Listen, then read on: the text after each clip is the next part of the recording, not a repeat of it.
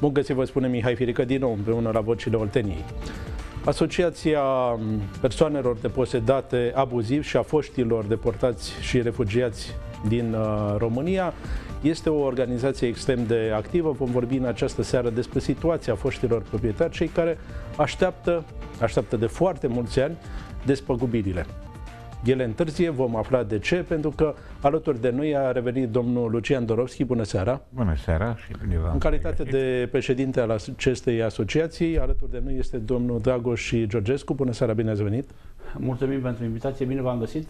Responsabil relații publice al acestei asociații, asociație pe care o reprezentați, reluăm practic un dialog pe care ni l-am propus să-l continuăm, pentru că sunt foarte multe noutăți în domeniu. Încă, dumneavoastră spuneți, nu vin despăgubirile. Care sunt noutățile? Mai ales pentru foștii proprietari, dar nu numai. Deci, din 2006 ne luptăm cu guvernele acestea, care au înființat acest ANRP, Autoritatea Națională de Restituire. Pe lângă legea 290, care am făcut deja vreo 70 de oameni miliardari mulțumiți din Craiova și din țară, și cu legea nouă, avem greutăți în privința legii 10, care acum este 165. Curios, mă uit din partea NRP-ului, cât învrăjbire, câtă răutate. Ne întreabă multă lume de ce se tărăgănează. Se tărăgănează. Deci, instanța supremă pune că familia cutare este cu retrocedări. Deci, ca să-i ia, îi dă retrocedările. ANRP-ul ce face? După ce are o sentință definitivă și revocabilă, revocă această, face contestație în anularea acestei decizii a instanței. Haideți să încercăm să vedem de ce nu funcționează acest sistem al acordării despăgubirilor în ciuda unor sentințe irevocabile și definitive. Ce blochează aplicarea legii? Domnul Firică, după noi ăștia mai bătrâni, persoane care sunt mai în vârstă, am impresia că este și o răutate. Ne dați sau nu ne dați? Deci, avem o grămadă de persoane care au sume foarte mici, 100.000 de lei, 80.000 de lei, 800 de milioane sau 1 miliard. Cum e posibil cei de la NRP să dea la X 300 de milioane de lei? 300 de milioane de lei, vă dați seama, deja a dat bugetul ANRP-ului la o singură persoană. Luați-o, domnule, cu cei mici. Ne-am făcut de atâtea ori intervenții la domnul Băieșu, la toată lumea. Domnule, luați-o cu cei mici. Dacă domnul le Băieșu fiind titluri. Președintele Autorității Naționale pentru Restituirea Proprietăților.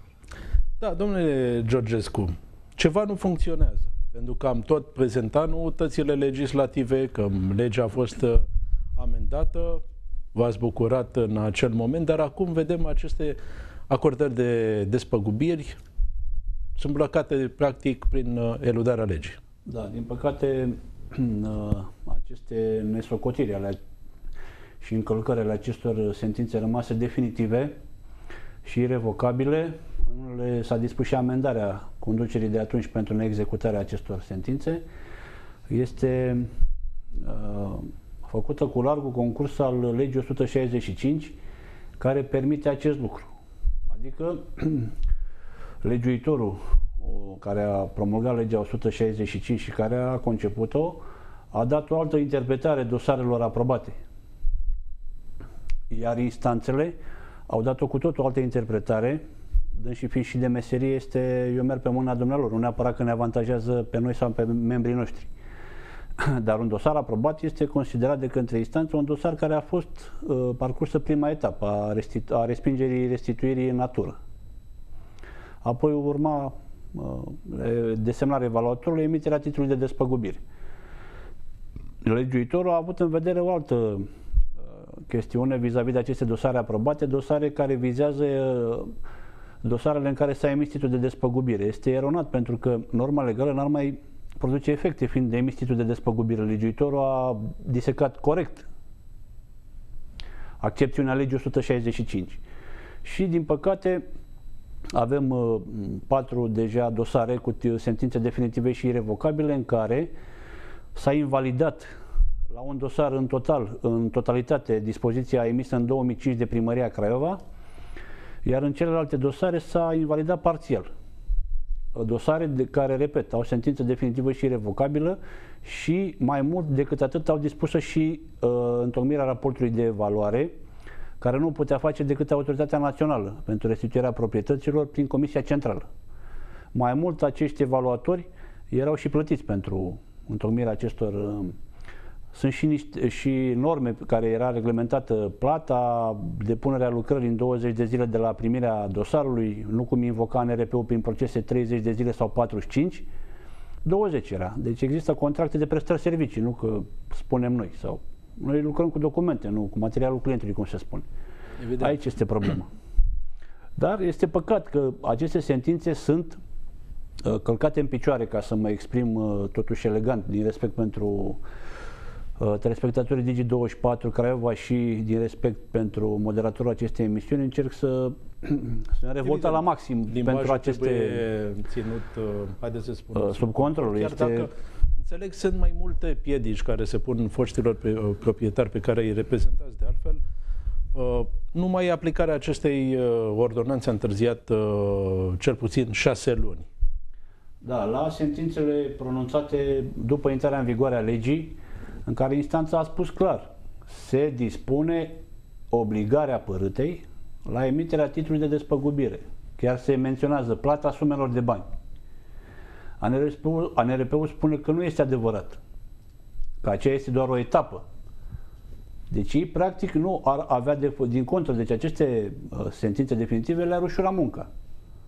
Nu, ei le interpretează și le încalcă, nu știu din ce prerogative și din ce ordine, bănuiesc ordine politice, pentru că domnul președinte Băieșu al autorității ne-a făcut dovada unei bune credințe și a unei seriozități. Dar și dumnealui are niște șefi care, din păcate, acolo nu contează dispozițiile legale, contează ordinele politice. Și domnul Dorovski și dumneavoastră vorbiți de anumite interese și de reavoință, spune domnul Dorovski, dar haideți să vedem. Înțeleg că sunt totuși persoane sau entități care profită. Sunt oarecum avantajate de anumiți factori. Din păcate, în niște dosare judecate de tribunal, în momentul când, în faza când nu era înființată ANRP-ul, se făcea evaluarea de către evaluatorii de la dispoziția instanțelor, unde sunt niște sume colosale. Aceste sume sunt trecute și în dispozitivul final al sentinței și automat trebuie executate, cum s-a și făcut în multe cazuri, urmând a se plăti anul acesta, conform legii 165, din ce bani bugetul deja a terminat, cele 253 de milioane. Cum se formează bugetul? Pentru că ați amintit și de factorul financiar. Păi bugetul se face de către Ministerul de Finanțe, care este ordonator de credite, pe baza solicitării făcute de Autoritatea Națională pentru restituirea proprietăților. Și pentru anul acesta sunt 253 de milioane alocate, față de 416 anul trecut. Și sunt categoric, sunt dosare care trebuie plătite toată suma. Este hotărâre de instanță, este executare silită. Da. Deja s-a depășit cu mult, nu știu cum se va rezolva această situație. În condițiile în care pentru anumite categorii profesionale se va completez, s-a amânat plata despăgubirilor, ca să amintesc de profesori. Da, categoric. Și acum mai nou și taxa auto s-a eșalonat pe o perioadă de 5 ani cu 20% pe an. Vrea să se lase impresia că acest guvern, pe noi nu ne interesează culoarea politică, cum nu ne-a interesat și nici la ceilalți, dar acest guvern vrea să dea impresia că vrea să facă, dar nu poate, că au furat ceilalți. Fostul guvern, că acum... Deja se schimbă lucrurile din mers în momentul în care vorbim, s-a votat noul guvern sau Ponta 3 încă nu știm dacă va fi validat. Oricum, tumultul acesta politic nu vă avantajează deloc. Categoric, cu o mențiune. Pe timpul guvernării PDL, la această autoritate avea conducere numită de dumnealor, cum s-a întâmplat de fiecare dată. Și în ciuda tunurilor care s-au dat, au luat și oameni obișnuiți și mulți dintre membrii noștri bani. Că au făcut conversia în acțiuni, că au așteptat numerarul, dar s-au luat bani. Și acea conducere de la momentul respectiv a dat curs hotărârilor definitive ad literam.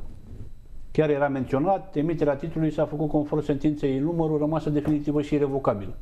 Deci noi discutăm pe fapte, ce este corect, e corect, nu ne interesează ce au făcut în rest.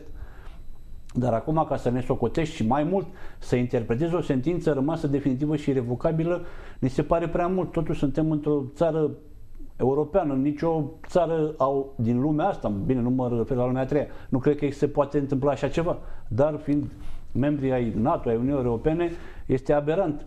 Avem sentințe în care nici noi nu știm ce să mai credem. Despre ele, ori sunt irrevocabile, ori nu.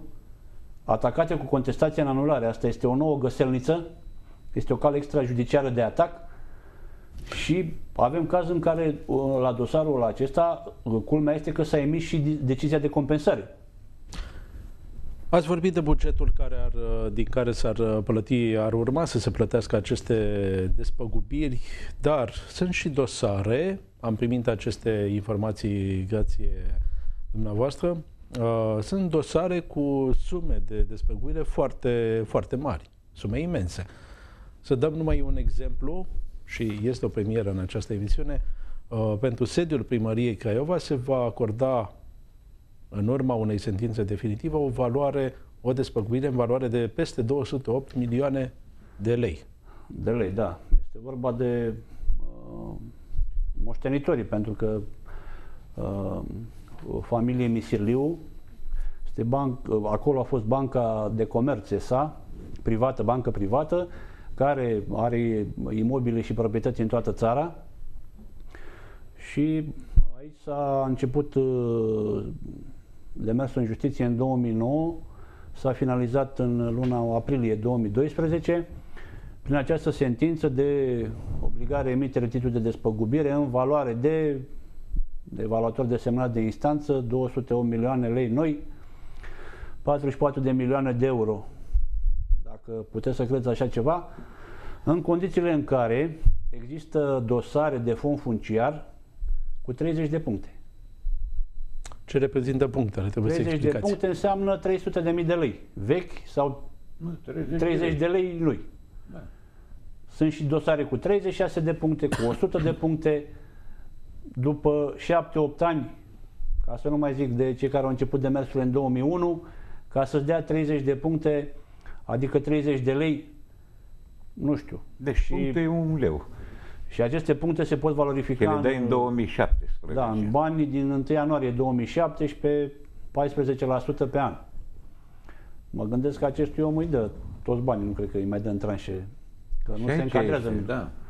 Și este o dovadă cu această primărie de răutate. Dom'le, dacă ia dumitale primăria, dați-o, dom'le, cu 200 de milioane de lei făceai o primărie de întorcere de păsoare. Cu 200 de milioane de lei. Și se degreva și bugetul de stat cu această sumă imensă. Omului, ce este al omului? De ce considerați că s-a mers către această variantă? Pentru că neoficial am înțeles că ar fi existat totuși un început sau o tentativă de tranzacție pe timpul domnului primar Antonie Solomon, în care moștenitoarea ar fi cerut o sumă de modică pe lângă asta de 8 milioane de euro. Asta sub rezerva surselor care le avem și noi, nu suntem 100% convinși și asta e per surse, cum se spune, informația, dar este o chestiune care se putea rezolva ori așa, ori prin restituirea natură. Și cu acești bani alocați, care oricum trebuie dați în virtutea acestei sentințe. Ce prevede legea în acest caz și concret? prioritară este despăgubirea în natură sau, așa cum a fost în acest caz, prin acordarea unei sume mari? Conform legii 165, prioritatea au restituirile în natură, în ideea de a se degreva bugetul de stat. Acum nu știu, acest inventar al terenurilor și al construcțiilor este în curs de desfășurare. Posibilitatea prevăzută de legea 165, modificată prin 368, cu acea cerere de restituire a dosarului de la Autoritatea Națională la primării, pentru această restituire în natură, este o mare păcăleală, pentru că, nefiind finalizat acest inventar, ce poate să-ți ofere primăria? De eventual niște promisiuni. Dar ceva concret este imposibil. Și tot legea 165, modificată prin 368 în 2013, prevede că unde nu e posibilă restituirea în natură, se dau bunuri în compensare. Bunuri în compensare reglementate prin normele metodologice, din care nimeni n-a înțeles nimic, se referă probabil la bunurile în compensare care se oferau de către primărie conform titlului 7 din legea 247 și bunuri în compensare pentru care primăria dădea negație, că nu dispune de asemenea bunuri. De nu știu cum atunci n-aveau și acum au, brusc, aceste bunuri în compensare, dar repet, nu Cine ar trebui să limpezească aceste dileme pe care le ridicați și dumneavoastră reprezentați în această emisiune? Numai legiuitorul, pentru că noi dacă am ales calea asta, am ales calea instanțelor pentru a ni se face dreptate. Pentru că eu dacă mă duc la ANRP și ridic tonul, vine duba cu jandarmi. Și nu, domnule, păi de asta, dacă ai vreo nemulțumire, te duci frumos în instanță civilizat. Ceea ce noi am făcut. Și am ajuns, după 4 ani, să ne uităm la aceste sentințe definitive care oamenii cred că nu au nicio valoare.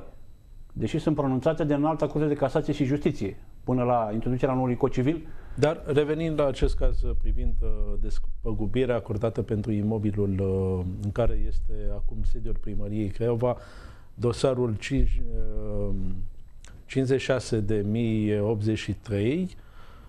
cunoașteți dacă s-a acordat această despăgubire pentru sediu sau și pentru teren? Și care a fost situația terenului?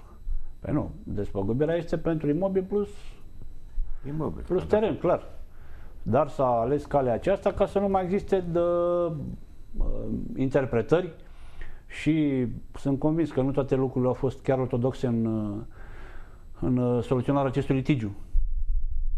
Înțeleg, dar sunt foarte multe imobile și terenuri din Craiova care nu au fost retrocedate în natură sau unele au fost retrocedate în natură și încă sunt menținute. Am vorbit într-o emisiune despre încercarea de a păstra patrimoniul imobiliar din acest oraș. De ce s-a operat totuși într-un mod diferit de la dosar la dosar? Pentru că există anumite interese din această cauză și unde se respectă legea cu sfințenie și dosarele membrilor noștri unde se încalcă legea cu brio. Din nou să mă exprim elegant.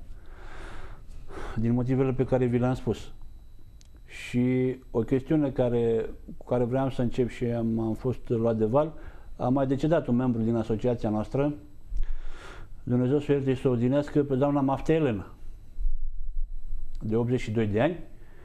A rămas fiica dumneai, doamna Marinescu Maria, să vadă dacă dumneai poate, prin ce căi, o să vedem, repet, existând această sentință definitivă și irrevocabilă din 2013, care a fost atacată cu contestație în anulare, deși s-a emis și decizia de compensare. Dosarele sunt conexate, dar s-a emis într-un singur dosar.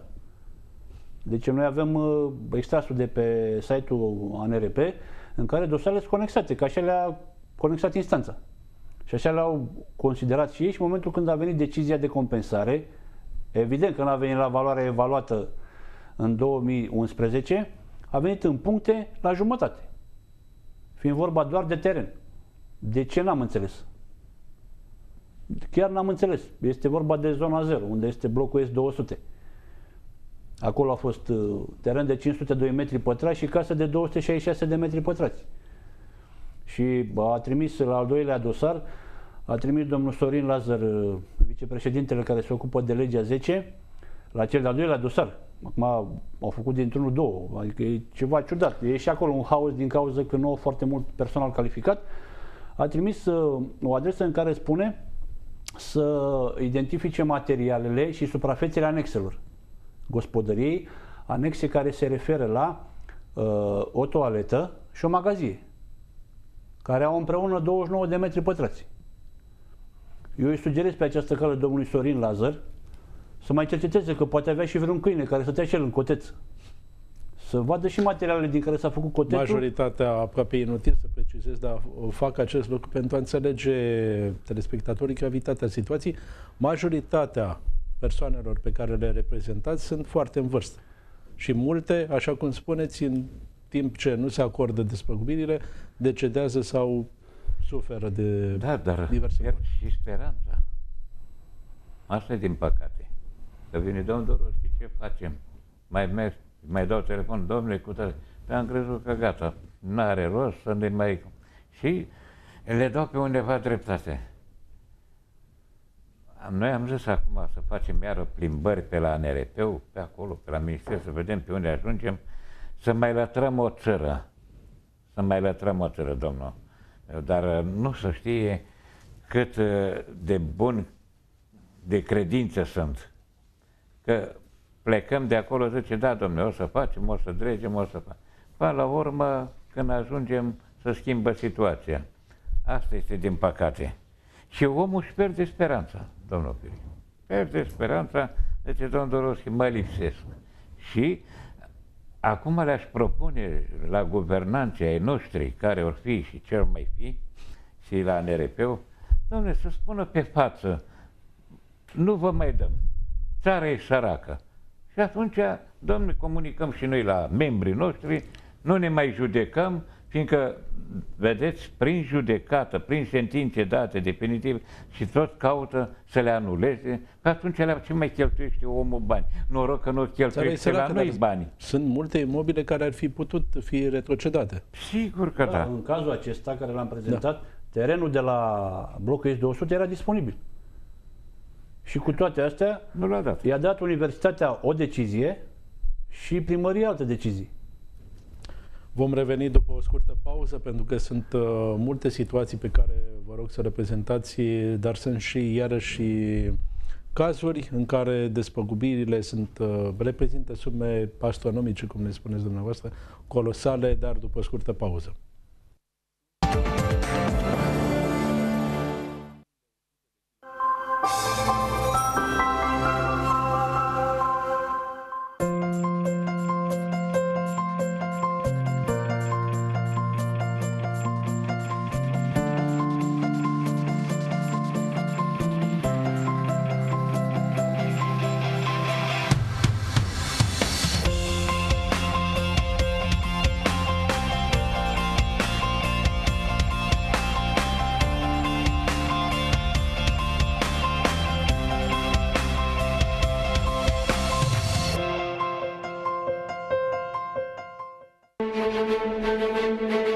Informația tipărită ne-a făcut pe toți mai puternici, iar astăzi comunicarea în timp real ne-a conectat cu întreaga lume. Acum știm cât de mult contează chiar și un singur glas. Acum și vocea ta trebuie să fie auzită. Intră într-un dialog național, implică-te în cea mai importantă dezbatere pe temele actualității. Urmărește Raport de Țară.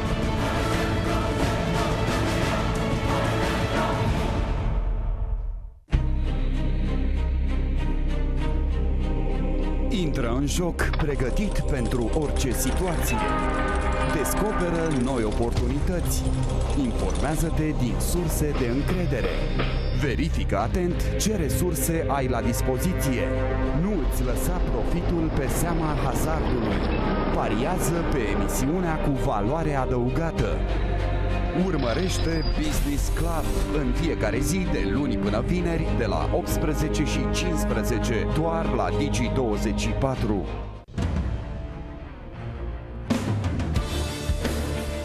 Klaus Iohannis, prim vicepreședintele PNL și personaj cheie al crizei care a destrămat USL, vine la Jurnalul de Seară. Mișcările tactice, mutările strategice, răspunsurile actualității. Astăzi, de la ora 20.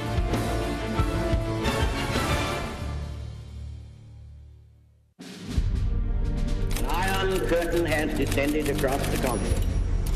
Behind that line lie all the capitals of the ancient states of Central and Eastern Europe. O ideologie care a schimbat destinul a milioane de oameni.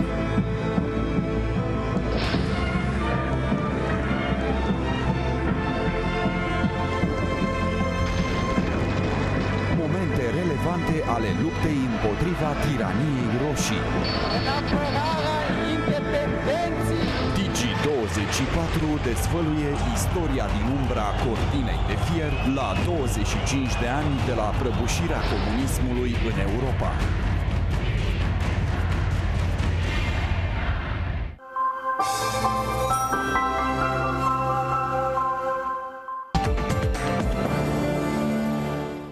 Am revenit, continuăm dialogul cu domnul Lucian Dorovski, președintele Asociației Persoanelor Depozitate abuziv a foștilor deportați și refugiați din România. Alături de noi este și domnul Dragoș Georgescu, calitate de responsabil cu relațiile publice al acestei asociații.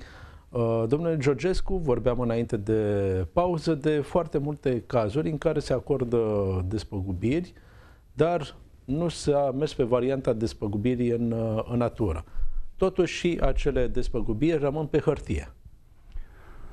Da, din păcate, ceea ce spuneți dumneavoastră este foarte adevărat.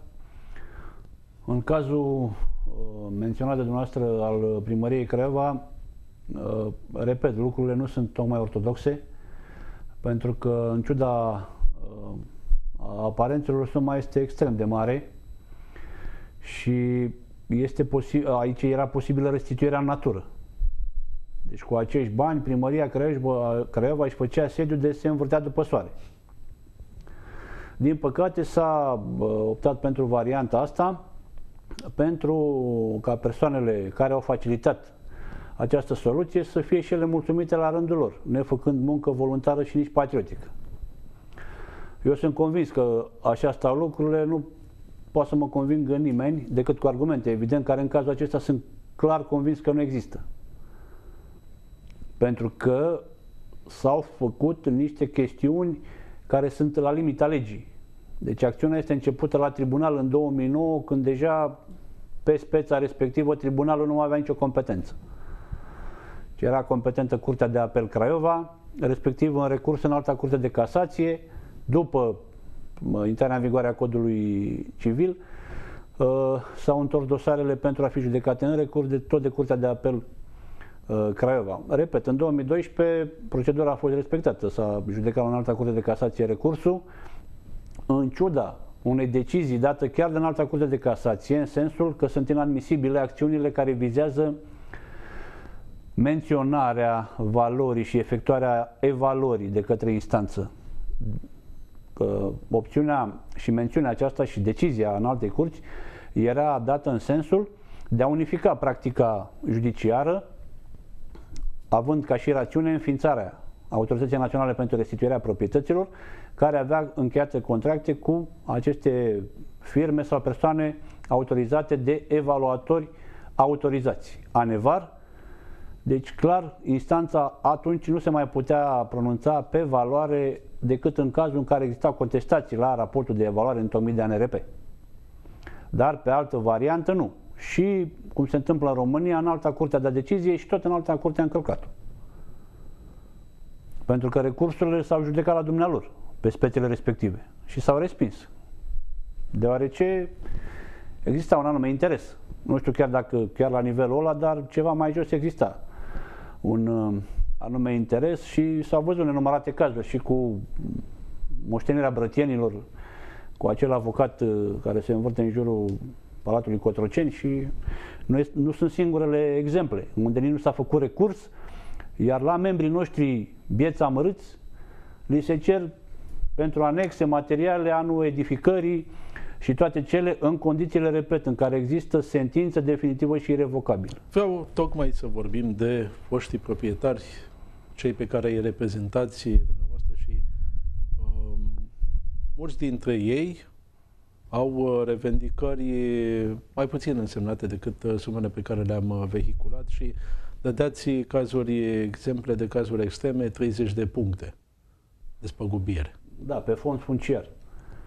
Da. Ce se întâmplă în aceste cazuri? Asta este o milință totală. Aceste cazuri cu 30 de puncte sau 50 de puncte, vă dați seama că nu ia omul acum banii ăștia. Ia 2017. Nu se mai poate ataca să fie o reevaluare? Ba da, în momentul când se primește decizia de compensare prin dacă puncte, este nemulțumit, are cale de atac în 30 de zile de la comunicare la secția civilă a Tribunalului București. Înainte era calea de atac la Curtea de Apel de pe raza de domiciliu a reclamantului. Acum nu, a stabilit legea 165, calea de atac este la secția civilă a Tribunalului București. De ce?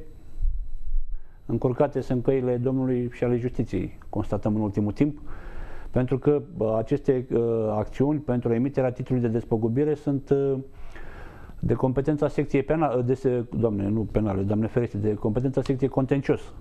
Pot fi unele situații prezentate de dumneavoastră penale?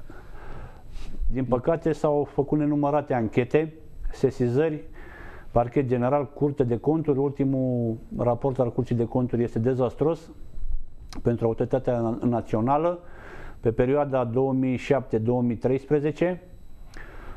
Ce este mai dureros pentru noi, care ne zbatem pentru acești oameni, este că s-au identificat și persoanele vinovate.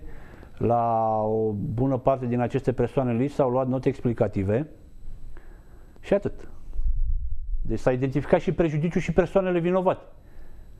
Și mai departe, tot degeaba. 3 sferturi din ei sunt angajații ANRP-ului. Da.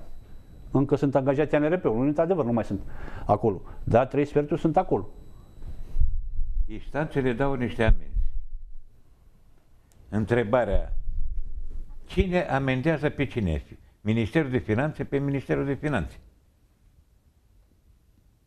Și de asta nu se ia niciun fel de măsuri.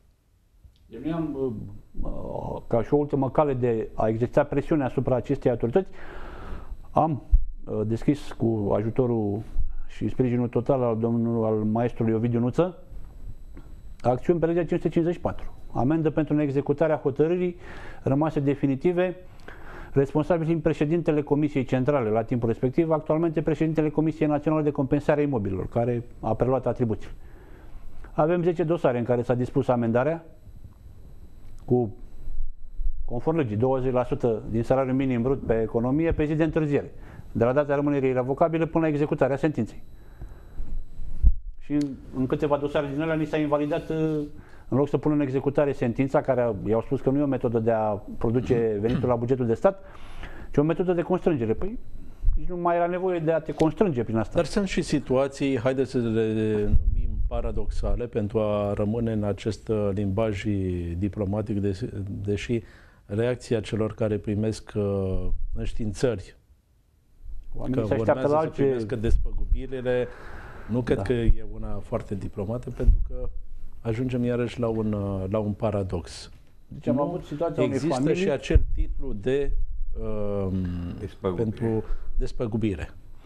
Da, este, ca să nu luăm cezarului ce al cezarului, ANRP a început din 1 ianuarie 2014 să în fiecare zi să aprobe emiterea unui număr de titluri de plată pentru titlurile de despăgubire emise și nevalorificate. De ce nu nevalorificate este o altă discuție. Din 2007 sunt deja 7 ani trecuți. Au făcut opțiunea de numerar, alții probabil au primit acele acțiuni valuate la 1 leu și care se tranzacționau la 40 de bani și oamenii bune de toate nu le-au valorificat, că pierdeau foarte mulți bani.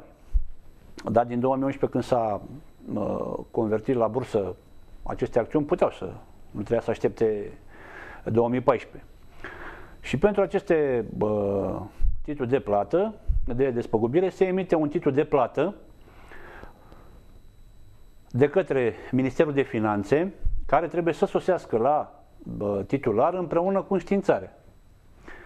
Înștiințare care îi comunică seria și numărul titlului de plată, documentele care trebuie depuse la cec, dar nu fiecare pe cont propriu, la un singur cont cec al autorității naționale, se merge cu înștiințarea și documentele solicitate, buletin și titlul de plată sau procură în cazurile respective și se ridică bani. Suma menționată în înștiințarea respectivă. Acum, din experiență am înțeles că unii au primit acele înștiințări fără titlurile de plată, deși documentul este enumerat. Cum se procedează într-o astfel de situație hilară? Noi am cauționat și de mai multe ori activitatea NRP, fiind la început, probabil mai există disfuncționalități.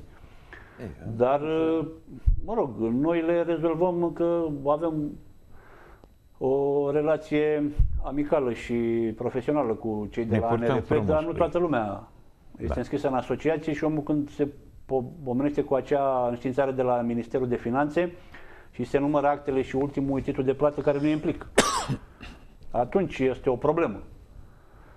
Chestiunile se rezolvă mai mult sau mai puțin. Nu, și aici e un semn de întrebare cu...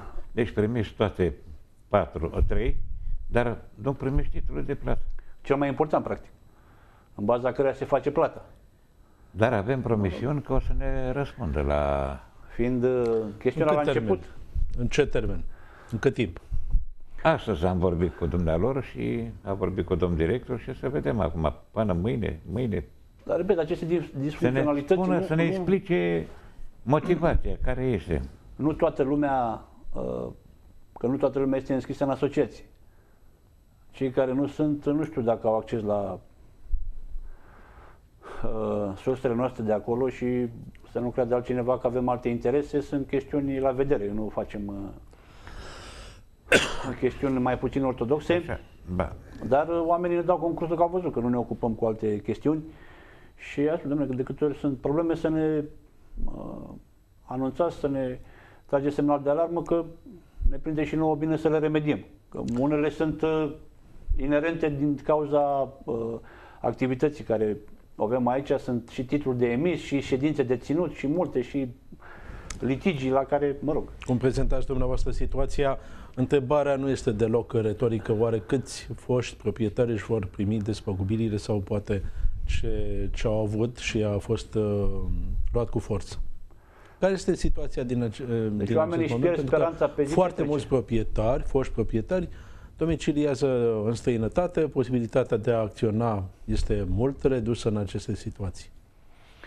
Da, din păcate ăsta este adevărul. Unii sunt în străinătate pentru tratament și cei care ne privesc să nu se gândească că dacă sunt acolo dispun de niște bani. Oamenii au făcut niște eforturi ca să ajungă acolo. Sănătatea este foarte importantă, dar perspectivele sunt sumbre din cauza acestor încălcări flagrante ale legii.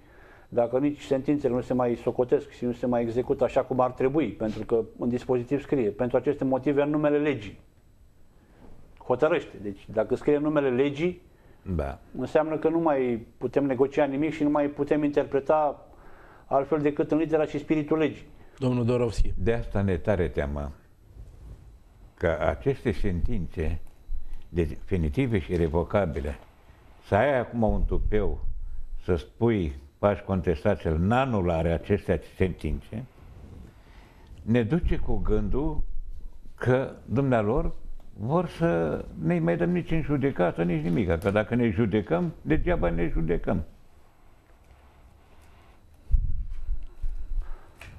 Păstrați legătura cu oameni care sunt în asociație, dar domiciliază în străinătate. Care este reacția lor față de aceste tergiversări în aplicarea legii? În străinătate, ce se întâmplă? Ei nu pot să facă niciun fel de acțiune acolo. Ei trebuie tot în țară să meargă pe căile legale, ca pe urmă să-și facă, să zicem, în Germania sau undeva să mai facă vreo acțiune. Până atunci, ei trebuie în țară să-și facă.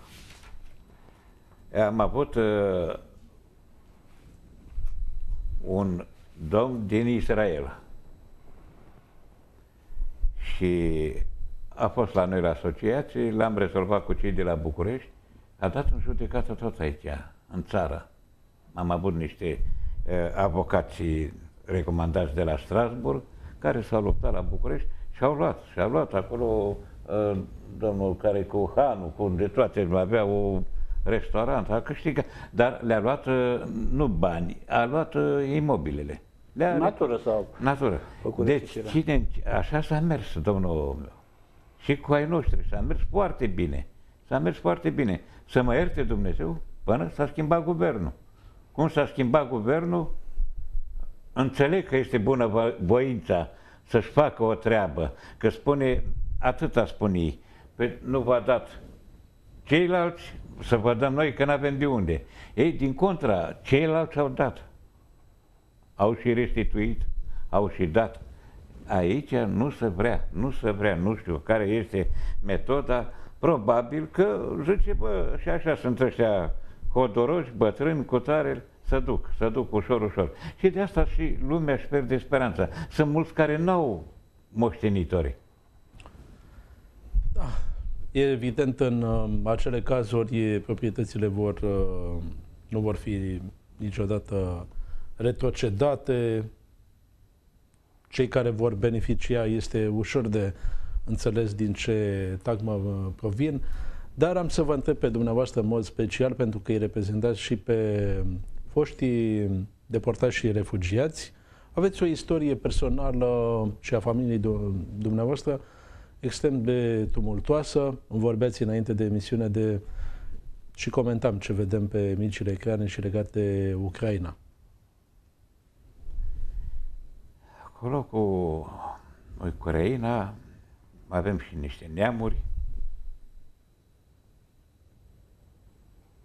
români, moldoveni, cum le spunem, din Basarabia, pe acolo. Și până Revoluție, până să schimba conducerea, și noi în Basarabia, dacă mergeam, n-aveam voie să vorbim românește. Trebuia să vorbim rusește. Că altfel te luau și... Acum, în sfârșit, Ucraina, acolo sunt mai multe nații. Asta datorită, domnul meu, a comunismului. A venit rușii, au luat tot. Dar acolo au fost mai multe... Ne putem aștepta din nou la un val de refugiați? Pentru că sunt etnici români foarte mulți în Ucraina. Nu cred că acolo, să vedeți dumneavoastră care este treaba, sunt un popor foarte. Acolo ați observat, mai bine mor, pentru adevăr mor, decât să ducă, să fugă din calea lor. Și vă spun, acolo să fie ferească Dumnezeu, acolo trebuie, că nici rușii sunt cu ale lor, politicul lor cu ăștia, dar poporul ucrainean este foarte puternic. Da. Domnul Georgescu, s-a murit pentru proprietate și în România în foarte multe situații, pentru că oamenii care au continuat și au înțeles că trebuie să se lupte pentru foștile proprietăți, mulți și-au pierdut timp, nervi, bani în instanțe. Da. Se mai recuperează într-un fel sau altul aceste eforturi? Noi sperăm că da și dorim sănătate și puterea acestor oameni care unii au ajuns la capătul răbdării și pe bună dreptate. Sunt deja 13 ani, din 2001, nu mai zicem din 1998, când au început demersurile la legea numărul 9 cu quadrilaterul. Din 2001, când au început acele notificări pe legea 10, sunt deja 13 ani. Iar guvernanții și ANRP-ul, indiferent de ce culoare ar fi, spune că nu s-a depășit termenul rezonabil. Dar nu ne-a spus nimeni cât este acest termen rezonabil. Probabil că și în 2050, dacă vor fi dosare nesoluționate în instanță, tot așa o să spună, că încă nu s-a depășit termenul rezonabil. Deși, cine știe, cine mai fi pe pământ atunci. Este o situație contradictorie și nefirească, nu numai în legătură cu legislația europeană, unde suntem și noi parte, și din punct de vedere uman și moral și legal. Este un drept al omului, nici nu trebuia să ajungem în instanță pentru a-și dobândi aceste drepturi. Comuniștii, așa cum au fost, le-a luat, le-a dat mai mult, mai puțin teren, apartament, garsonieră, bani. Fără judecată și în cel mai scurt timp posibil, prezentând niște acte care erau aduse la cunoștința persoanei respective. Din păcate, la noi... pentru aceste tergiversări, există posibilitatea ca asociația pe care o reprezentați sau și alte asociații din zona aceasta care îi reprezintă pe foștii proprietari să facă demersuri către instanțe europene? Da, la CEDO sunt în prezent 8700 de dosare din România, din care 4000 sunt cu retrocedări, pentru că au fost suspendate pe acea perioadă conform sentinței pilot până la actualizarea și punerea de acord a legislației în domeniu cu legislația europeană. Și s-a pus legea 165, praf și pulbere este pentru aceste persoane vis-a-vis de legislația europeană, care nu prevede asemenea lucruri aberante. În primul rând este o lege reparatorie. Dacă legea reparatorie începe din 2017 pe o perioadă de 7 ani, ajungem în 2024, oale și ulcele. Avem persoane cu 3 dosare, are 82 de ani și mă întreabă, mai durează domnul Georgescu și eu ce să-i spun? Care 3 sentințe definitive și irevocabile și o evaluare făcută la unul din dosare. Da. Și nu se mișcă nimic. I s-au cerut niște acte, m-am ocupat eu și cu fiul dumneavoastră, le-am pus cap la cap, le-am trimis la București de astă toamnă. Nici până acum dosarul nu este finalizat. Repet, 3 dosare, 3 sentințe definitive și irevocabile pronunțate de Înalta Curte de Casație și o evaluare făcută într-un dosar, evaluare dispusă de ANRP, că altcineva nu avea cine să dispună evaluare. Ce să-i spune aceste persoane? Persoană paralizată. Ce să-i spun? Da. Este această imagine, nu aș fi dorit să încheiem dialogul nostru pe acest tablou, să-i spunem, unei persoane suferinde care așteaptă adevărul în cele din urmă, pentru că să nu ne imaginăm, nu va beneficia de această despăgubire, ci doar în parte morală, să-i spunem așa. Mulțumesc pentru prezența în emisiune. Doriți să mai adăugați ceva? Da, avem asociațiile noastre din țară și de peste hotare și acum lucrăm împreună și am primit un răspuns cam usturător la ureche.